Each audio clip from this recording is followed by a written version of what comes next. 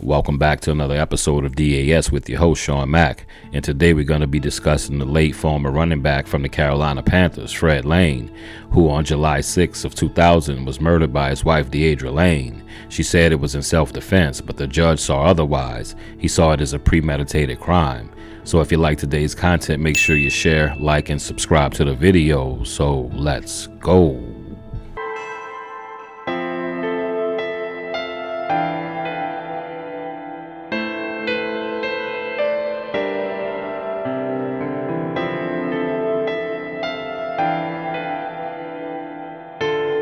This article's from sportscasting.com.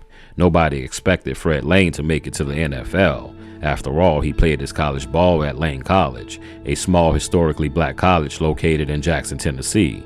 Yet the fiercely determined small school star became a highly successful running back for the Carolina Panthers. Unfortunately, his career in life ended way too soon. Lane died at the age of 24, and worst of all, his death came by the hands of his wife. Here's the story of Fred Lane's tragic death. Fred Lane may have just spent 3 years in Carolina, but he managed to become one of the best players in franchise history in that short time span. Of course, his journey to the NFL began back at Lane College, where he racked up 3,612 rushing yards. Despite a record-setting career, Lane did not get drafted. Instead, he signed with the Panthers as an undrafted free agent ahead of the 1997 season. The small school rookie quickly showed everyone why he belonged in the NFL. Though he started just 7 games, Lane led the Panthers with 809 rushing yards and 7 touchdowns on 182 carries. Lane earned more playing time in the second season. He started 11 games and recorded 717 rushing yards and 5 touchdowns on 205 carries. However, 1996 first-round draft pick Tim Biakabatuka eventually ciphered snaps away from Lane during the 1999 season. After pacing the Panthers in carries and yards for 2 straight seasons, Lane earned just 115 carries. Meanwhile, Biakabatuka turned in the best season of an otherwise disappointing career. The 6-foot, 215-pound running back outproduced Lane across the board with 718 yards and 6 touchdowns. But during the offseason, the Panthers traded Fred Lane to the Indianapolis Colts, only he would never line up next to Peyton Manning in the backfield. In fact, he would never play another NFL down again. Just a few months after getting traded to the Colts, Fred Lane took his last breath.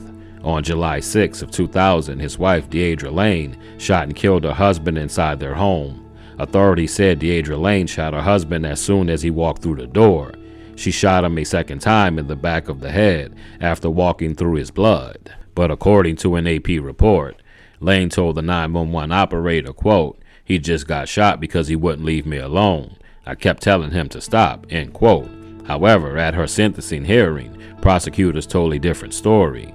While defense attorneys claimed Deidra Lane killed her husband in self-defense, prosecutors described her as an abusive woman who ended her husband's life to collect insurance money. Deidra Lane entered a guilty plea for voluntary manslaughter in 2003. Deidra Lane received a sentence of 7 years and 11 months. The judge ruled that her actions were premeditated and deliberate. Despite taking her husband's life in cold blood, Deidra Lane emerged as a free woman on March 3rd of 2009.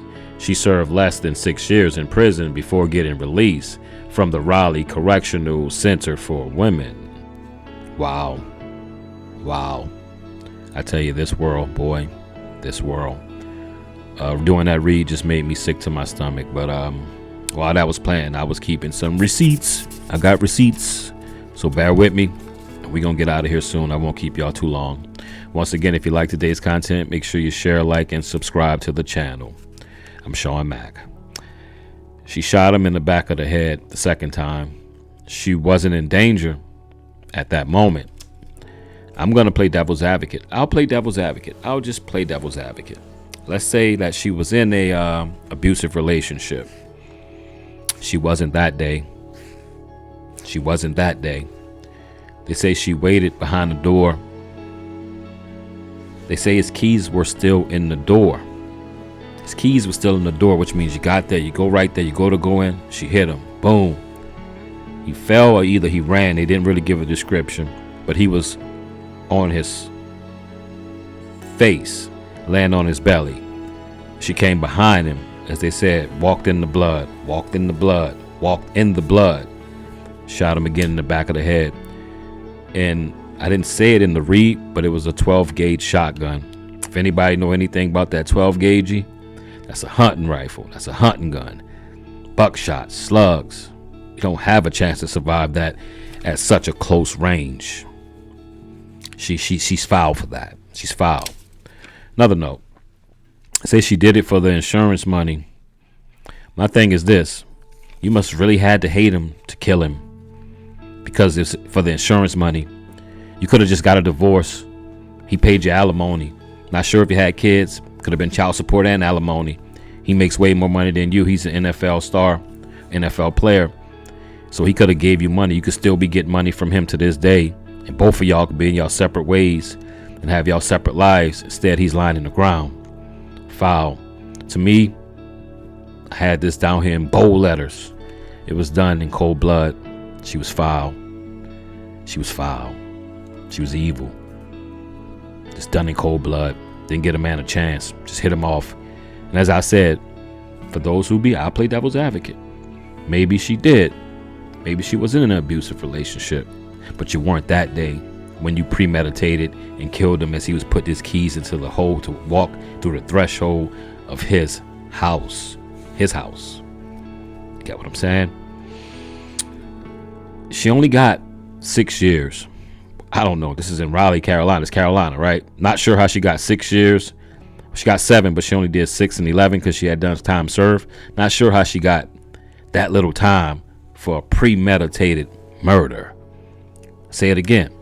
Not sure how she only got 6 years and 11 months for a premeditated murder when the judge said she did it intentionally and deliberately and for the insurance money.